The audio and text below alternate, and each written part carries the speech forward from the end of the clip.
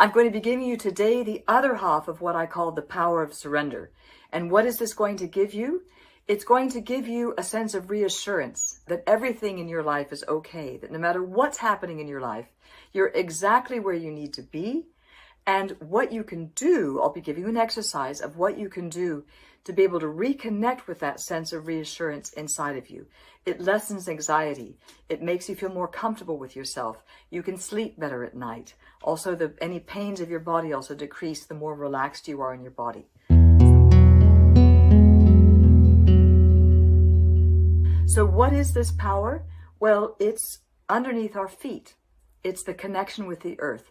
The earth is the biggest battery charger ever. We call her Mother Earth, and that's why I also say it's the other half of the feminine. It's connecting down and understanding that your life has a direction, and it's down into your body, which is connected on the earth. And there's a destination in your life, and that's home. That's a place in your body, well, it's not in the body, but that you access it through your body, which is where you connect to source or the universe or God or whatever word you want to use. So it's a very, very big thing. I call it the river underneath your feet, or magic, basically.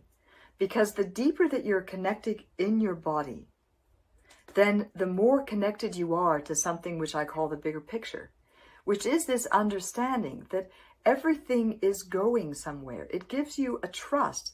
There is nothing that's random. Everything is going in a direction, and it's all to take you home to yourself. That's what life is about. I understood this when I had cancer, and I lost everything. I lost my looks, I lost my money, I lost my home, I lost my heart. And it was only when everything was taken away from me that I started understanding really what life was about. And I understood that the direction was really to come home within myself. And finding that solidity within myself is what I'm actually sharing with you today. So what can you do in the body to connect with the earth and to connect with this power running under your feet? You can go on the walking meditations that I talked about. So therefore, when you go walking in nature, you can have your feet on the ground and connect your energy down. There's also exercises that you can be doing. I can show you, for example, in yoga. That's also why when I do yoga, I go barefoot. There are my feet again. Because it also gives me a connection of the earth. I can feel the earth under my feet. This is what's very good about yoga poses like the balance pose, like the tree pose.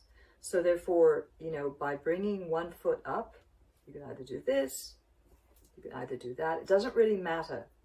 But the point is that you're connecting with one foot down. This is my left foot down, okay? And I'm connecting to the earth via my left side or my feminine side. Okay? Always do both sides. With your right foot, normally people have a stronger connection with their right foot because we're a society which encourages the masculine or the right side. Okay? And this is why you also have the tree pose this way. Okay?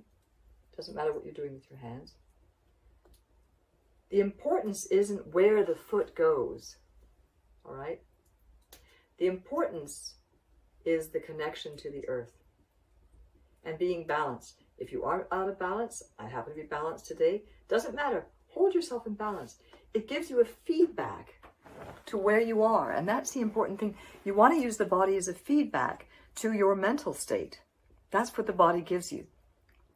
And also what happens is that we have this tendency, this masculine tendency of saying that we have to forge our way through our life, etc., etc.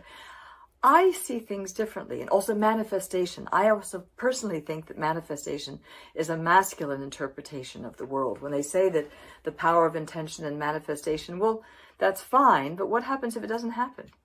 What happens if you try with all of your might to go in a direction and it doesn't happen? Well, then you start punishing yourself because you said, I'm doing it wrong. It might be that your mind is telling you that you want to go in a direction, but actually, the river under your feet is wanting you to go in a different direction.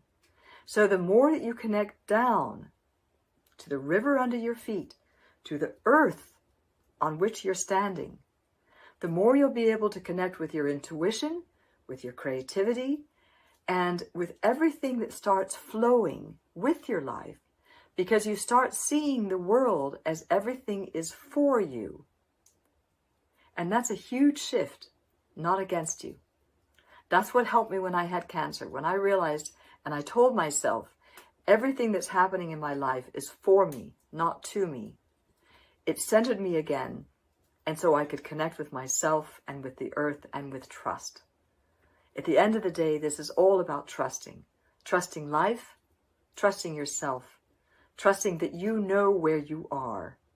And this, or even if you don't know where you are, you're exactly where you need to be.